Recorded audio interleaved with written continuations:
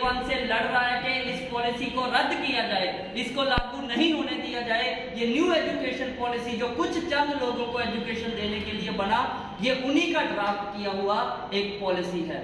इस देश में जितना labour law, we are sitting in Mumbai, और मुंबई ऐसा शहर है जो ट्रेड यूनियन का काम करने वाले लोगों का, वर्कर्स का एक हब था एक समय पे, बहुत बड़ा ट्रेड यूनियन। कॉमरेड राजू ने एक दिन जिक्र करते हुए वो बात आपको बताया। वो कैसे था, क्योंकि लोगों का यूनियन रहता था और कौन कौन सा लेबर लॉ बने इसके लिए हम लोग लड़ते थे। पर आज क्या हुआ, जिसको प्रधानमंत्री मोदी कहता है कि इस आपदा को हम किस तरीके से यूज करेंगे, अवसर के तौर पे, तो उन्होंने अवसर के तौर पे इसको यूज किया। जब लोग अपने अपने घर में था तो उन लोगों ने लेबर लॉज को तोड़ने का काम किया इस देश में, ताकि आप यूनियन बना के लड़ने का काम भी ना कर सको। इस हद तक आज फाइनेंस कैपिटलिज्म का जो पॉलिसीज है वो रूल करता है दुनिया को। तो अगर उसके खिलाफ लड़ाई हम लोगों को लड़ना है, ऑल इंडिया स्टूडेंट्स फेडरेशन को, and it has to be very clear. बहुत बार डिस्कशन हुआ, आपका बहुत सारा क्वेश्चन मन में पेंडिंग भी होगा। अगर इस देश में इनकलाब का कोई रास्ता है तो वो सिवाय भगत सिंह के और कोई रास्ता नहीं हो सकता। ये बात हम लोगों को क्लियर होना चाहिए। अगर इस देश में किसी और पार्टी को इनकलाब करना होता या लोगों को एक सामान्य जिंदगी देना होता तो 70 साल तक इस देश में कांग्रेस का राज रहा, लेकिन नहीं मिला इस देश को। ये देश गरीब से गरीब हुआ इस देश में। तो जिस भगत सिंह को, तो भगत सिंह को फांसी क्यों लगाया? ब्रिटिशर्स ने, कोई वजह रही होगी ना। हमने उधम सिंह का फिल्म देखा, बहुत सारा लोग लड़ा आजादी के संग्राम में। भगत सिंह को 24 तारीख में तय करने के बाद 23 को, बहुत अपने रूल के पक्के होते हैं, कानूनों के पक्के हैं, एक दिन पहले भी फांसी लगाने से वो गुरेज नहीं किए। क्यों? क्योंकि अगर भगत सिंह के नक्शे कदम पे ये देश चलता तो ये देश आज, जिसके लिए हम लड़ रहे हैं कि आजादी को पूरा करवाना है, तो ये पूर्ण आजादी होती जो भगत सिंह का HSRA का नारा था बेसिकली। तो वो अधूरी आजादी को पूरा करने के लिए हम लोगों को, ऑल इंडिया स्टूडेंट्स फेडरेशन के लोगों को, हम कैंप इसीलिए किए हैं कि खाली नारा लगाने से, खाली जबरदस्त भाषण दे देने से, किसी का स्पीच को सुन के उसको फिर से बोल देने से इस देश में इनकलाब नहीं हो सकता। इनकलाब करना है तो भगत सिंह, जिस तरीके से भगत सिंह बना, बचपन से वो रेवोल्यूशनरी नहीं हो रहा होगा। एक माहौल मिला उसको, पढ़ने का माहौल मिलते मिलते भगत सिंह 23 साल तक की उम्र तक जाते जाते इनकलाबी बना। तो वो रास्ता जानिए।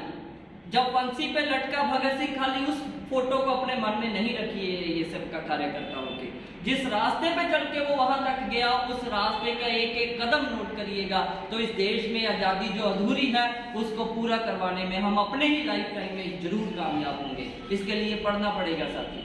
ऑल इंडिया स्टूडेंट्स फेडरेशन की तरफ से हम कहते हैं कि स्टडी एंड स्ट्रगल, यही अपना नारा है ना। स्टडी सबसे पहले हम रखते हैं, स्टडी और स्ट्रगल बराबर चलेगा तो इस देश में हम peace, progress and scientific socialism, तो साइंटिफिक सोशलिज्म का धारणा क्लियर करने के लिए ये क्लास हुआ आपके लिए। पीस, प्रोग्रेस और साइंटिफिक सोशलिज्म के लिए अगर हम लोगों को लड़ना है तो विचारधारा क्लैरिटी के बिना वो नहीं किया जा सकता। भगत सिंह का वो बात जो मैं बार बार शेयर करता हूँ, एंड आई स्टिल फील कि वो चीजें शेयर होनी चाहिए, क्योंकि आज के समय में अगर इस देश को बचाना है, एक सवाल के बाद मैं भगत सिंह की वो बात करूंगा। माइनॉरिटीज पे इस देश में अटैक हो रहा है ना, आज त्रिपुरा जल रहा है ना। अभी हम लोगों ने कल ही एक नेशनल कॉल दिया, त्रिपुरा में दंगा करवाने का काम, बीजेपी हुड़दंग करने का काम कर रही है, मुस्लिम्स पे अटैक हो रहा है वहां पे। ये बात सही है, पर मैं आपसे एक सवाल पूछ रहा हूं, आप माइनॉरिटी के साथ हैं या मेजॉरिटी के साथ हैं? हम सच के साथ। माइनॉरिटी के साथ हैं या मेजॉरिटी के साथ हैं? सच बहुत वेग आंसर है, बचने के लिए नहीं करिए, क्लैरिटी के लिए करिए।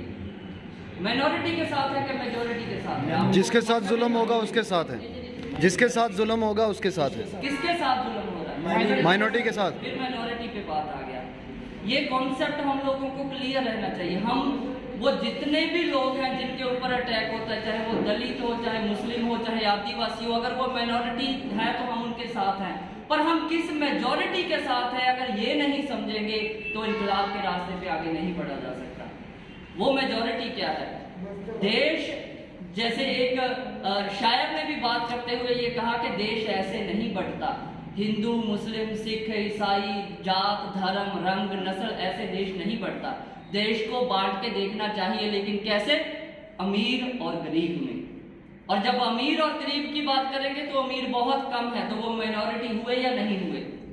हम सब लोग जो इस देश में शोषित हैं, जिनको लूटा जा रहा है, जिनके ऊपर हर रोज दमन शोषण किया जा रहा है, जिनको जलाया जाता है, जिनको मारा पीटा जाता है, जिनको हक की आवाज बुलंद करने तक का मौका नहीं दिया जाता, वो सब लोगों में हिंदू, मुस्लिम, सिख, ईसाई, दलित, आदिवासी, महिला, ट्रांसजेंडर सब लोग शामिल है ना। तो वो शामिल है, तो वो मेजॉरिटी जब इकट्ठा होगा इस देश में, क्या इस दुनिया में सरमाएदारों का जो माइनॉरिटी है, जो लूटने वालों लोगों का माइनॉरिटी है, वो फेल होगा ही होगा। और काम करने वाले लोग, मजदूर लोग सत्ता पे जाएंगे, अपनी सरकार बनाएंगे, जो भगत सिंह का, अशफाक उल्लाह खान का, सावित्री बाई फुले का नारा था। उस एंगल से भी हम लोगों को सोचते हुए आगे बढ़ने का जरूरत है। तो जब भगत सिंह की बात हम लोग करते हैं, all India student federation Bhagat Singh के साथ साथ अशफाक उल्लाह खान का नाम किसी बीजेपी को जवाब देने के लिए हम लोग नहीं करते। हम इसलिए करते हैं क्योंकि इस देश में इसको आजाद करवाने के लिए जितना कुर्बानियां लोगों को करना पड़ा, उसमें किसी ने अपना जात, धर्म, रंग देख के कुर्बानी नहीं दी। उन्होंने कुर्बानी दी इस जमीन के लिए जिसमें सबका खून है, वो चाहे हिंदू हो, मुस्लिम हो, सिख हो, ईसाई हो, चाहे किसी धर्म को मानने वाले लोग ना हो। इसीलिए भगत सिंह जिस रास्ते पे चल के भगत सिंह बना, आइए उन किताबों को जानते हुए ऑल इंडिया स्टूडेंट फेडरेशन को आगे बढ़ाएं। वो पढ़ता था और वो खुद को कहता था, खुद को बार बार कहता था कि अध्ययन कर। भगत सिंह तुम अध्ययन करो ताकि तुम विरोधी की दलील का जवाब दे सको। तो हम लोगों को अगर कोई सवाल पूछेगा, उसका हमारे पास जवाब नहीं होगा, तो हमारा ट्रेनिंग पे सवालिया चिन्ह लगेगा या नहीं लगेगा? तो हर सवाल का जवाब देने के लायक बनाता है ऑल इंडिया स्टूडेंट फेडरेशन। इसीलिए भगत सिंह के रास्ते पे चलना जरूरी है। वो जेल में बैठा हुआ लास्ट मोमेंट में भी पढ़ रहा था। He had a book in his hand। वो लाल किताबें जो रूस के इनकलाब की बात करती थी, लेनिन की, मार्क्स की फिलॉसफी, जिसको पढ़ के हम साइंटिफिक सोशलिज्म लाना चाहते हैं, वो उस इनकलाब को जान रहा था और वैसा ही एक मॉडल इस देश के लिए अपने मन में सोचता था।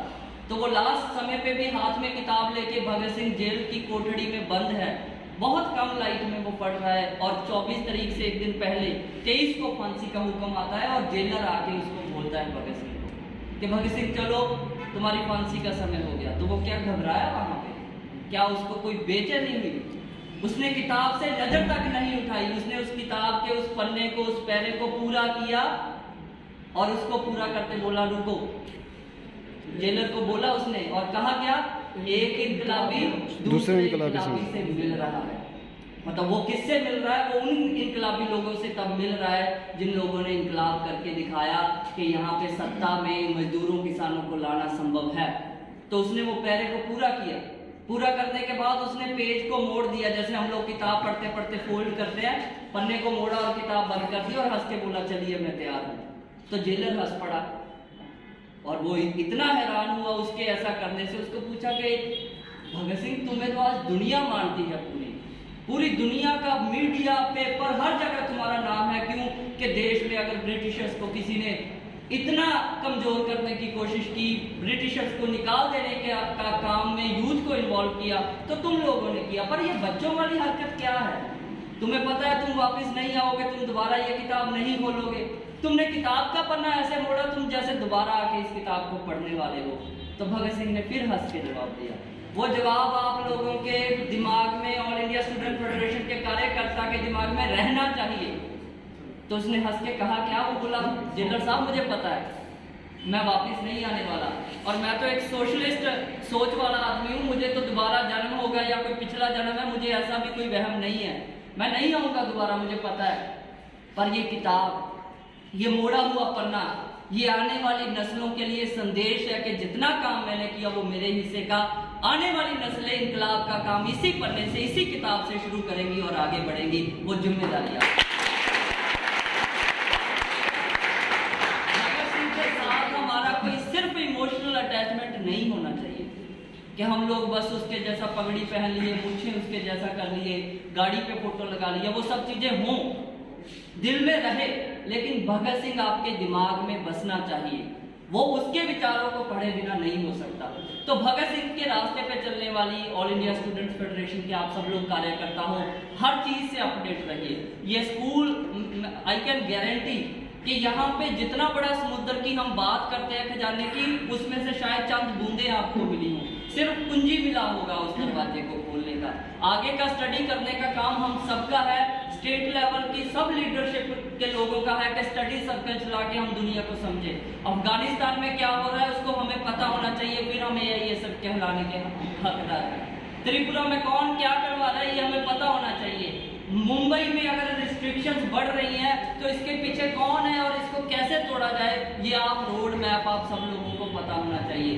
तो बहुत लंबा ना करते हुए इन बातों के साथ मैं आपसे कहना चाहता हूँ साथी, ऑल इंडिया स्टूडेंट्स फेडरेशन आप गर्व के साथ जब झंडा उठाते हैं इसका, तो उतने ही जोरदार तरीके से जब आवाज बुलंद करते हैं तो डर, भय, किसी से हिचकिचाना और या सच बोलने के लिए कि ऑल इंडिया स्टूडेंट फेडरेशन में काम करोगे तो सीना ठोक के बोलोगे, सच बोलोगे और सच्चाई की आवाज को बुलंद करोगे, फिर भय नाम की कोई चीज नहीं रहती। आप लोगों ने देखा ऑल इंडिया स्टूडेंट फेडरेशन ने जिन लोगों को, मेरा काम कॉमरेड शुभम ने आसान कर दिया, क्योंकि जब उन्होंने हिस्ट्री की बात की सारी की सारी, तो हिस्ट्री क्या है आज आप जो ऑल इंडिया स्टूडेंट्स फेडरेशन के लिए करोगे, स्टूडेंट्स के लिए करोगे, कल का स्टूडेंट ऐसे ही किसी क्लास में बैठ के आपके किए हुए काम को हिस्ट्री के रूप में पढ़ेगा, लेकिन आपको सुनिश्चित करना होगा कि वो आपके बनाए हुए इतिहास पे मान करे। तो वो कैसे मान करेगा? जैसे जो हिस्ट्री कॉमरेड शुभम ने आपको बताया, हम कहते हैं ना गर्व से, हम लोगों ने देश की आजादी के आंदोलन में जाने देने का, कुर्बानी करने का काम किया। कौन था वो संगठन? वो ऑल इंडिया स्टूडेंट्स फेडरेशन था। कोई कह सकता है इस देश में कोई भी बड़े से बड़ा संगठन कितना भी कोई झूठ बोल ले, पर इस इतिहास को नहीं मिटा सकता कि आजादी के आंदोलन में चलने वाला संगठन सिर्फ all India student federation national level का संगठन था। बाकी लोग लड़े, लेकिन नेशनल लेवल पे कौन था? हम लोग थे, सबको यूनाइट करने वाले। तो उस इतिहास पे जब आप मान करते हैं तो ये भी साथ में ध्यान में रखिए, जो आज आप करेंगे कल को आने वाली नस्लों के लिए वो भी इतिहास बनेगा। तो उसके लिए ऑल इंडिया स्टूडेंट फेडरेशन का जिला, स्टेट, नेशनल लेवल पे जो भी प्रोग्राम लिया जाता है, ईमानदारी से उसको लागू करिए। और जब कोई सच बोलता है फिर वो कट जाने की, जहाँ किसी तरीके से नुकसान की, वो खुद के लिए परवाह नहीं करता। जब फाशिज्म का दौर हो, जब लोगों को, बोलने वाले लोगों के ऊपर अटैक हो रहा हो, तब हम पे कोई अटैक ना हो, तो इसका दो ही रीजन हो सकता है। पहला रीजन क्या हो सकता है इसका? हम उनके साथ हैं। दूसरा रीजन क्या हो सकता है कि हम जिस तरीके से लड़ना चाहिए लोगों के खिलाफ, हमारा लड़ाई में कोई ना कोई कमी है। अगर वो आप उनके उस तरीके से निशाने पे नहीं आते, तो इनकलाबी लोग छिप के किसी तरीके से डर के काम नहीं करते। आपको कॉमरेड ने इतिहास, जिन दुनिया भर की कम्युनिस्ट मूवमेंट का इतिहास पढ़ाया, तो इनकलाब क्या डर के हो गए? पर ये बात दिमाग में रखिएगा, भगत सिंह का विचार मैं बार बार कहता हूँ, भगत सिंह का कौन सा फोटो मशहूर किया जानबूझ के सरकार ने इस देश में, जिसमें उसके हाथ में क्या है? रिवॉल्वर और टीका भी लगा हुआ है। हाँ, वो सारी चीजें वो की उन्होंने, लेकिन कौन सा उसका फोटो है जो उसको सही तरीके से रिप्रेजेंट करता है? जिस फोटो में उसके हाथ में किताब हो। तो भगत सिंह कहता है कि ये बम और पिस्तौल ये इनकलाब लाएंगे, ऐसा बिल्कुल नहीं है। इनकलाब की जो तलवार होती है वो कहाँ पे तीखी होती है? जो आपके विचार होती है। तो विचारों को मजबूत करते हुए आगे बढ़ना है हम लोगों को। सो इसी वजह से साथियों, AISF का काम करते हुए, ये जो बहुत सारा अलग अलग पॉलिटिकल पार्टी का लोग भी आपको मिलेगा, बोलेगा हम तो इनकलाब है, बंदूक से निकालेंगे, गोली की उससे निकालेंगे, उनको एक माओ का एक कोटेशन बताइएगा कभी। वो कोटेशन क्या है माओ का? माओ ये किताब में लिखते हैं कि पार्टी तो समझते हैं ना, जैसे हम पार्टी में काम करते हैं, पार्टी बंदूक की अगवाही, माने लीड बंदूक को कौन करता है? पार्टी करती है। बंदूक को ये कभी इजाजत नहीं देनी चाहिए कि वो किसी पार्टी को लीड करे। तो ये इसमें पूरे का पूरा उस पूरी फिलॉसफी का क्रक्स है कि इसको कैसे देखना चाहिए हम लोगों को। सो सारी चीजों को देखते हुए इस देश में आज, जिसके लिए ऑल AISF और YF हमारा फ्रेटर्नल ऑर्गेनाइजेशन है, जो ऑल इंडिया यूथ फेडरेशन, रोजगार की मांग पे जब हम लोग लड़ते हैं, हम स्टूडेंट होते हुए NEP की बात करते हैं सब लोग, आपको पता भी होगा कि एनईपी में क्या क्या चीजें हैं जिसकी वजह से हम उसका विरोध कर रहे हैं। अभी दोबारा जब स्कूल कॉलेज खुला तो एमफिल का दूसरा सब सीट कट कर दिया। बहुत सारे कॉलेजेस को मर्ज करने का तैयारी हो गया, बहुत सारे डिपार्टमेंट्स को शट करने का काम कर दिया। कॉमरेड युगल एलयू जो लगातार एक यूनिवर्सिटी में पढ़ाते रहे हैं, उनका पूरा रिसर्च है इन चीजों पे कि किस तरीके से अटैक किया जा रहा है एजुकेशन के ऊपर। उसके साथ साथ उसके खिलाफ लड़ते हुए इस देश में आज क्या रोजगार दिए बिना इस देश को बचाया जा सकता है? इसका जवाब दीजिए। क्या रोजगार दिए बिना इस देश को बचाया जा सकता है? तो और दूसरा सवाल, क्या रोजगार इस देश में दिया जा सकता है या नहीं दिया जा सकता है? तो वो जो पब्लिक सेक्टर की बात इन्होंने लेक्चर में भी की थी पहले, विराज एक सेकंड, पब्लिक सेक्टर की जो बात की थी वो पब्लिक सेक्टर को जाके स्टडी करिएगा। कोरोना के टाइम पे कोई प्राइवेट हॉस्पिटल खुला देखा आपने? आपके शहर में, आपके मोहल्ले में, कहीं भी? कौन लड़ा कोरोना के खिलाफ इस देश में? सरकारी हॉस्पिटल का डॉक्टर सब लड़ा ना। अगर सरकार ये कहती, हुक्म करती कि जितना प्राइवेट हॉस्पिटल है अगर वो कोरोना में लोगों की सेवा नहीं करेंगे, सबका लाइफ टाइम लाइसेंस रद्द किया जाएगा, तो सब खोल के रखता है या नहीं रखता? जब लूटना है लोगों को तो फिर प्राइवेट सेक्टर पूरे का पूरा खुला रहता है, लेकिन जब लोगों की हेल्प करनी होती है, जब कोई मुसीबत बनती है सोसाइटी पे तो प्राइवेट सेक्टर नहीं काम करता। हम एजुकेशन का प्राइवेटाइजेशन और इसका कमर्शियलाइजेशन के खिलाफ क्यों हैं? इसी वजह से है क्योंकि ये बेसिकली डिस्क्रिमिनेटरी मोड पे खड़ा है। ये देखेगा कि आपकी जेब का वजन क्या है। तो कोई भी हो, चाहे किसी के पास पैसा है या नहीं है, सबको शिक्षा मिले, ये ऑल इंडिया स्टूडेंट फेडरेशन का नारा रहा है और तब तक रहेगा जब तक सबको फ्री, अनिवार्य और साइंटिफिक एजुकेशन नहीं मिल जाता। साइंटिफिक हम क्यों बोलते हैं? अब और भी जरूरी हो गया, बोलते तो पहले भी थे। जब से माने अनपढ़ प्रधानमंत्री बन गया तो साइंटिफिक का उच्चारण हमें ज्यादा करना पड़ता है, क्योंकि वो तो फिर उस क्लास में पढ़े हैं ना जो उनको ये सिखाती है कि बादल होंगे तो बारिश, फिर रडार है जो किसी फाइटर जेट को नहीं पकड़ सकता। प्लास्टिक सर्जरी हुई थी तो कब हुई थी? हिंदुस्तान देश के समय पे हुई थी। हम बाहर नहीं ये बातें करते, लेकिन हम लोगों को पता होना चाहिए कि अनसाइंटिफिक टेम्परामेंट कैसे भरा जाता है लोगों में। तो एआईएसएफ का लड़ाई इसके खिलाफ भी है। एपीजे अब्दुल कलाम को आप सब लोग जानते हो, जब वो कहीं जाते थे तो गर्व के साथ हम कहते थे कि एपीजे हमारे देश से है। आज कोई कहता है गर्व के साथ, मैंने भक्तों की बात छोड़ के, कि मोदी हमारे देश का प्रधानमंत्री and we are proud of it. No, कह ही नहीं सकता बंदा। जिसमें जरा सा भी जमीर बाकी है वो नहीं कह सकता। क्यों? क्योंकि एजुकेशन के बिना आपका इज्जत नहीं बन सकता। तो एजुकेशन का बचाने का लड़ाई इसीलिए हम लोग लड़ते हैं। उसी के साथ जो रोजगार की बात है, फाइनल पॉइंट में मैं अपनी बात खत्म करूंगा। आज ऐसा कौन सा कानून है जिसके बारे में हम लड़ते हैं कि ये कानून पार्लियामेंट पास करे और सबको रोजगार बनेगा की बात हम लोग करते हैं। तो बनेगा का कई बार फुल फॉर्म लिखने में भी आप लोग फेसबुक पे गलती कर देते हो। वो क्यों होता है? क्योंकि हम उसको स्टडी करने का काम कि किस तरीके से रोजगार हम मांगते हैं और कैसे दिया जा सकता है वो कम करते हैं। आज से हमें वो काम भी शुरू करना है। हमने नेशनल काउंसिल में तय किया कि एक डॉक्यूमेंट निकालेंगे हम उस पर अंडरस्टैंडिंग के साथ, ताकि आप सब लोगों में वो भेजा जा सके। पर मोटा मोटी तौर पे हम क्या कहें एआईएसएफ और वाईएफ की तरफ से कि भगत सिंह के नाम से हो, ताकि देश में किसी को भी ऑब्जेक्शन नहीं होना चाहिए। अरुणाचल प्रदेश से लेके गुजरात तक, कन्याकुमारी और कश्मीर तक, हर जगह भगत सिंह के नाम पे एक भी आदमी खड़ा होकर कह दे कि हम उसका विरोध करते हैं, नहीं होगा। इवन पाकिस्तान नहीं करता। पाकिस्तान माने साझा था पूरे का पूरा हिंदुस्तान था। तो भगत सिंह के नाम से हो, पूरे देश के लिए हो। Bhagat Singh national employment guarantee act बनना चाहिए। जब तक ये एक्ट नहीं बनेगा तब तक इस देश के लोगों को स्कीम के तौर पे तो कोई माने रोजगार के मेले लगते सुने हैं ना आपने? रोजगार मेले लगते हैं अलग अलग स्टेट में। रोजगार नहीं मेले क्या होते हैं? मेले मंडी को कहा जाता है। मंडी जो पहले लगती थी सामान बेचने के लिए, आपको जो पसंद है, जानवरों की मंडियां लगती थी या नहीं लगती थी? आज भी लगती हैं। क्या इंसान जानवर है? रोजगार लेने के लिए वो मेले में जाएगा, वहां पे कौन अच्छा है कौन बुरा है कंपनी सिलेक्ट करेगी।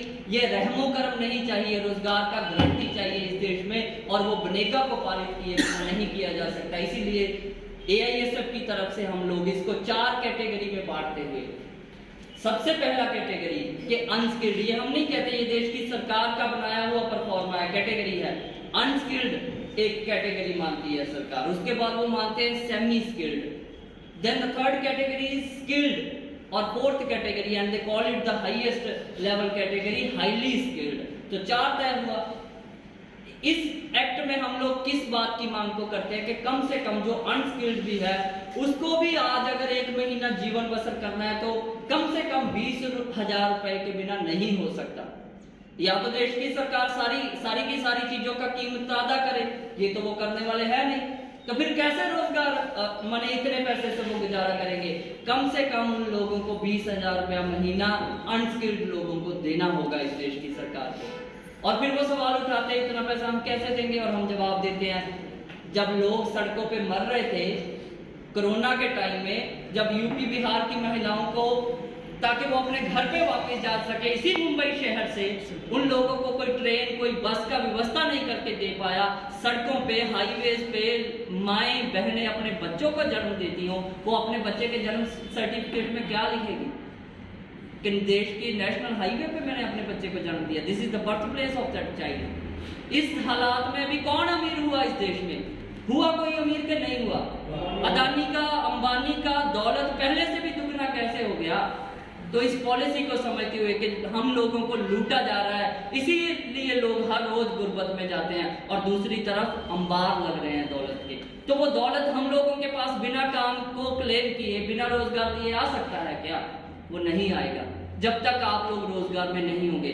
इसी साल सबसे लोवेस्ट लेवल पे हमारा जीडीपी था, आपने पढ़ा होगा, था ना?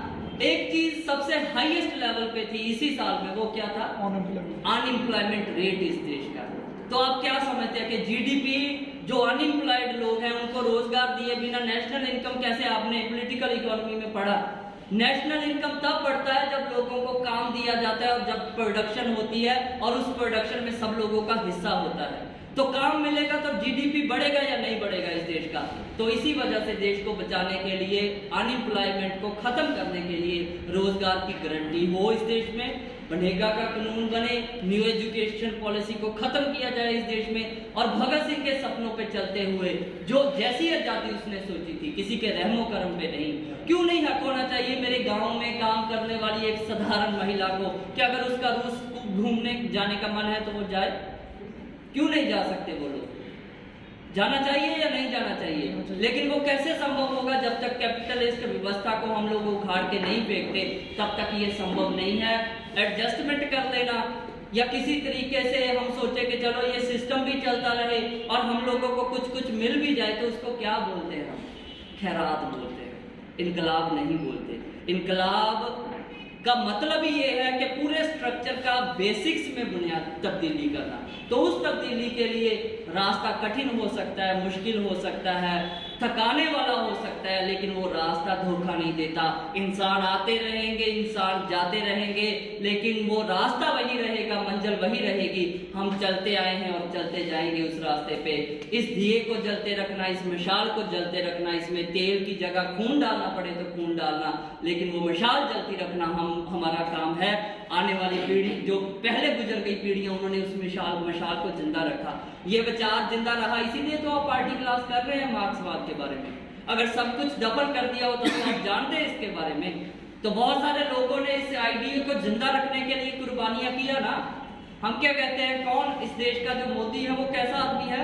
दुनिया का एक उदाहरण देते हैं, किसके साथ मिलाते हैं उसको? हिटलर। हिटलर को किसने हराया इस दुनिया में? स्टालिन का फौजों ने हराया ना उसको। तो उस जिस रेवोल्यूशनरी की बनाई हुई फौजों ने, जो देशभक्त लोग थे, कुर्बानियां दे दे के उसको रोका और उसको बताया कि नहीं, दुनिया पे नाजियों का राज हम नहीं होने देंगे, इनकलाब का एक रास्ता है, उसके साथ हम लोग आगे बढ़ेंगे। तो हमारा देश भी आजाद हुआ, तो बहुत बड़ा कंट्रीब्यूशन उन लोगों का है उसमें। तो उस रास्ते को समझते हुए हम लोगों को आगे बढ़ना है विचारधारा के लेवल पे। साथियों, मैं फिर बार बार कहता हूँ, हंसी मजाक मिलना आपको बहुत कई बार बुरा लगता होगा कि ये डांटते हैं इन सब चीजों की वजह से। ये क्लास है, यहाँ पे गलती करिए, डांट भी खाइए, कोई दिक्कत नहीं। बाहर जाके गलती करेंगे तो किसका नाम बदनाम होगा? आपका। आपके साथ एक बहुत बड़ा नाम जुड़ा है, बहुत बड़ा फैमिली का नाम। What is that family? उस फैमिली का नाम को किसी भी तरीके से नीचे नहीं जाने देना है। हम लोगों को जितना रोशन आज है उससे भी रोशन करना है। इसके लिए हम लोगों ने नेशनल काउंसिल का मीटिंग में जो फैसला लिया वो आप लोगों के सामने मैं क्विकली, ताकि आपको याद रहे कि वापस जाके क्या क्या काम आपके करने वाले हैं वो आप लोग कर पाए। 19 नवंबर को हम लोग इस देश में न्यू एजुकेशन पॉलिसी को आप लोग जाके पढ़िए, उसका ड्राफ्ट क्या है, ये सबका डॉक्यूमेंट भी आपको भेज देंगे। उसको समझते हुए ऐसे नहीं कर देना खाली हम नहीं मानते, अच्छा सरकार ने पॉलिसी लाया हम नहीं मानते तो क्या फर्क पड़ता है आपका। मीडिया में जाते हैं ना ये सबका हम लीडर बन के सब लोग, तो जब जाते हो तो एक एक चीज का जवाब होना चाहिए आपके पास। इसीलिए न्यू एजुकेशन पॉलिसी में है क्या क्या और उसको कैसे क्रिटिक करना है उसको पढ़ना है। हम लोग 19 नवंबर को इसी ये महीने में आने वाले में एक mass email campaign national centre की तरफ लॉन्च करेंगे। इस देश का जो एजुकेशन मिनिस्ट्री है उसको लिखेंगे कि अलग अलग स्टेट में किस तरीके से न्यू एजुकेशन पॉलिसी ने डिस्ट्रॉय किया एजुकेशन सिस्टम को, और साथ में ये भी बताएंगे कि अल्टरनेटिव एजुकेशन पॉलिसी क्या होता है और लोगों को कैसे सबको शिक्षा दी जा सकती है। तो मास ईमेल कैंपेन, हर कोई ईमेल जो भी यूज करता है वो ईमेल लिखेगा सरकार को, और उनका ऑफिस उनका सर्वर उस दिन आपका ईमेल से डाउन हो जाना चाहिए, उनका कंप्यूटर काम ना करे, इतना लोग आपको इंश्योर करना पड़ेगा कि लोग ईमेल भेजेगा इस मुद्दे पे। उसके बाद हम 26 नवंबर आने वाला 26 नवंबर खास है, किस वजह से आपको याद है? 26 नवंबर को बिल्कुल 26 नवंबर को किसान जो आंदोलन कर रहा है वहां पे देश की राजधानी के बॉर्डर पे बैठ के, उसका कितना समय पूरा होगा? एक साल। मजाक है ये कि 1 साल हो गया इस देश का किसान। आप सब खाना खाए थे ना, खाए है ना खाना 2 समय, तो वो किसका पैदा किया हुआ है खाना? जिसका पैदा किया हुआ है वो कहाँ पे बैठा है? तो उसके साथ हमारा लड़ाई में शामिल होना जरूरी है या नहीं है? देश का प्रधानमंत्री बाहर से लोगों को बुला के डिनर करवाता है, लंच करवाता है और बहुत तामझाम करके 56 भोज खिलाए जाते हैं उन लोगों को। उस भोजन के हर कतरे में किसका खून है? इस देश के किसान का और मजदूर का खून है। तो उसकी कदर करने वाले हम लोग जो किसान मजदूर के साथ खड़े रहे हैं, इस 26 नवंबर को जब 1 साल पूरा होगा, जब हम देश की सरकार को बताएंगे कि सत्ता के नशे में गाड़ी में बैठ के किसी मिनिस्टर का बेटा अगर किसानों को रौंद के चला जाए और वो सोचे कि हमको जलियांवाले बाग की याद नहीं आई, तो आप गलत हो। हम याद करेंगे जलियांवाले बाग को, जिसका हमने फिल्म में भी देखा कि किस तरीके से उनके ऊपर गोली चलाया गया। क्या ये उनसे कम है? लड़ने वाले किसान शांतिपूर्वक था या नहीं था? जलियांवाले बाग का आंदोलन जबरदस्ती गोली चलाया ना उनपे, तो वीडियो आपने देखा होगा लखीमपुर वाले किसानों का, उनके ऊपर पीछे से गाड़ी चढ़ा के उनको मार दिया गया। 600 से ज्यादा किसान आज तक इस आंदोलन में शहीद हो चुके हैं। तो उनके लिए या अपने लिए या इस समाज के लिए, पूरे समाज जिसको ये अनाज की जरूरत है, जो खाए बिना नहीं गुजारा कर सकता, हम लोगों को किसान आंदोलन को और मजबूत करने की जरूरत है। तो आइए 26 नवंबर को झंडा बैनर लेके AISF के लोग, खाली घर से पर्चा उठा के फोटो डाल देने से अब काम नहीं चलेगा साथियों। कोरोना का समय निकल गया, घर से निकल के झंडा बैनर लेके जितनी भी संख्या में आप लोग हैं, हजारों जगह इकट्ठा हुई, लेकिन कहिए कि 1 साल, जिसको हमने नाम दिया एन ईयर ऑफ रेजिस्टेंस, एक पूरा साल उस रेजिस्टेंस का हम लोग सेलिब्रेट करेंगे उस दिन, और सरकार को बताएंगे कि मजदूर और किसान पीछे हटने वाला नहीं। जो आंदोलन है वो राजनीतिक लड़ाई है, वो आर्थिक लड़ाई है, इसीलिए आज तक सरकार उसको बांट नहीं पाई। समझदारी है इस चीज का। सरकार ने कहा यह खालिस्तानियों का आंदोलन है, क्या वो कामयाब हुए? नहीं हुए। उन्होंने लाल किले पे इतना बड़ा ड्रामा करवा दिया, फिर भी साबित हो गया कि नहीं, वो तो बीजेपी के लोग थे। अभी कुछ दिन पहले एक आदमी को कत्ल किया गया ना वहां पे, नहेंग द्वारा, माने उसका वेशभूषा से देख के आपको पता चलेगा सिख है और नहेंग है। तो वो उसका फोटो भी सामने आ गया कि वो किसका भेजा हुआ, वो तोमर के साथ तो डिनर करता हुआ उसका फोटो वायरल हुआ। हर चीज में वो क्यों फेल हो रहे हैं सरकार आज के समय पे? क्योंकि ये आंदोलन आर्थिकता के लिए लड़ा जा रहा है, इकोनॉमिक बेसिस पे लड़ा जा रहा है। इस वजह से उनका धर्म का कार्ड, जाति का कार्ड कोई नहीं चल रहा। हम लोगों को इस समय का मौका देखते हुए, ताकि इस समय एक सरकार को जो अपने आप को समझती है कि हमें कोई नहीं रोक सकता, उसको एक और धक्का देने के लिए किस तरीके को हम लोग सड़कों पे निकलेंगे? 26 नवंबर को एक रेजिस्टेंस गैदरिंग हम लोगों को हर जगह पे करना है। उसी के साथ साथियों 6 दिसंबर को जिस दिन बाबा साहब भीमराव अंबेडकर का डेथ एनिवर्सरी है, उस दिन जो बनेगा का मैंने बात किया, उसके लिए हम लोग चाहते हैं कि स्टेट लेवल का वर्कशॉप, स्टेट लेवल का सेमिनार, अंडरस्टैंडिंग इस पे बनाने के लिए हो, जिसका नारा क्या, नेशनल काउंसिल ने दिया, जिसका स्लोगन ड्राफ्ट किया गया, बेरोजगारों की हुंकार, इनेक्ट बनेगा दो रोजगार। पहला लाइन हिंदी में, तीसरा लाइन हिंदी में, दूसरा लाइन इंग्लिश में के बनेगा का कानून इनेक्ट करो, मतलब कानून बनाओ, बेरोजगारों की हुंकार, इनेक्ट बनेगा दो रोजगार। तो इस नारे के साथ पूरे देश में यूथ स्टूडेंट्स लोग सड़कों पे उस दिन निकलेंगे। 26 दिसंबर आपको पता रहना चाहिए कि नीट का एग्जाम, हम AISF में काम करते हैं तो उस पर क्लैरिटी हो। नीट के एग्जाम को लेके, मेडिकल में एंट्री के एग्जाम को लेके देश की सरकार ने ऐसा एक एग्जाम लोगों के ऊपर ठोसा कि तमिलनाडु के स्टूडेंट्स उस एग्जाम के प्रेशर में, because there are many aspirants, medical aspirants from Tamil Nadu, वो लोग सुसाइड करने के लिए मजबूर हो रहा है।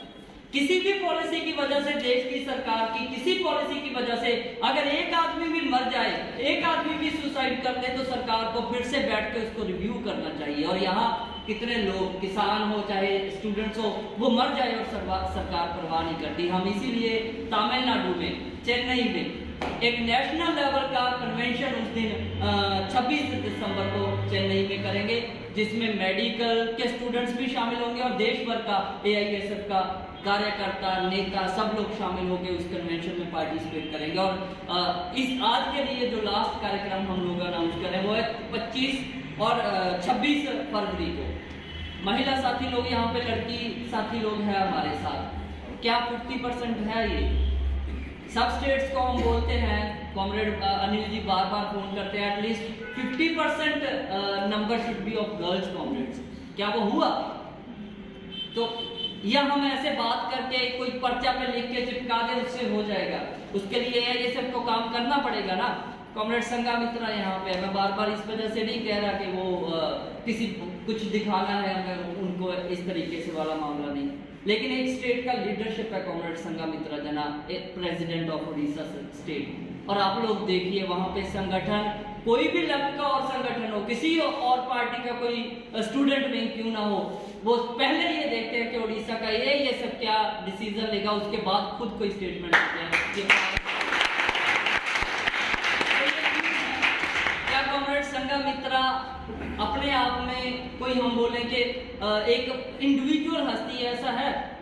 हम लोग, कॉमरेड शुभम है, मैं हूं, हम लोग अपने आप में कुछ इंडिविजुअल कर रहे हैं, ऐसा है क्या? संगठन आप सब लोगों के कंट्रीब्यूशन से बनता है और आप चुनते हैं लीडर। बीजेपी और कांग्रेस की तरह जेब से पर्ची निकाल के तो किसी को लीडर नहीं बनाया जाता, आप लोग बनाते हो ना। तो आप ही लोगों के कंट्रीब्यूशन के साथ AISF को आगे बढ़ना है। लीडर तभी रह सकता है जब उसके पीछे लोग हों। मान ला एक बार नारा लगाया, बैरिकेड पे खड़े होके, पीछे पता चले कि पीछे कोई भी नहीं है, तो फिर मतलब फिर तो होगी जय जयकार। ठीक है, आप सारे का सारा स्टूडेंट लोग मिलके किसी संगठन को आगे बढ़ाते हैं। तो 25 और 26 नवंबर को जयपुर राजस्थान में 2 दिन का, एक फरवरी को 2 दिन का एक नेशनल गर्ल्स कन्वेंशन AISF करेगा और जो हमारा गर्ल्स कॉमरेड है उनके नेतृत्व में करेगा, वही सब कुछ अरेंज करेंगे। और उससे पहले देश भर का, हर स्टेट में स्टेट लेवल का गर्ल्स कन्वेंशन करते हुए हम इस बात को इंश्योर करेंगे आने वाला कॉन्फ्रेंस तक कि हम इस बात के, इस एजेंडे को कि 33% ही नहीं, अगर समाज में बराबर गिनती है 50% तक भी जाना हो तो उसके लिए क्या रोड मैप हो और किस तरीके से आगे बढ़ा जाए।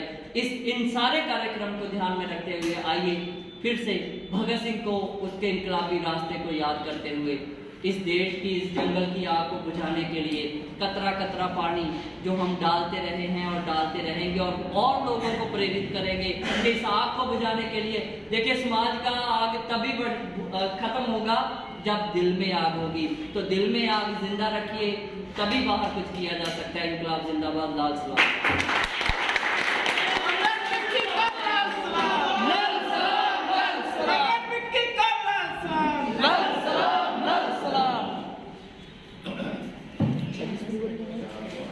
साथी विक्की को बहुत बहुत धन्यवाद, बहुत ही उत्साहवर्धक, इंस्पायरिंग इन्होंने लेक्चर दिया और AISF के उद्देश्यों आपके सामने रखा।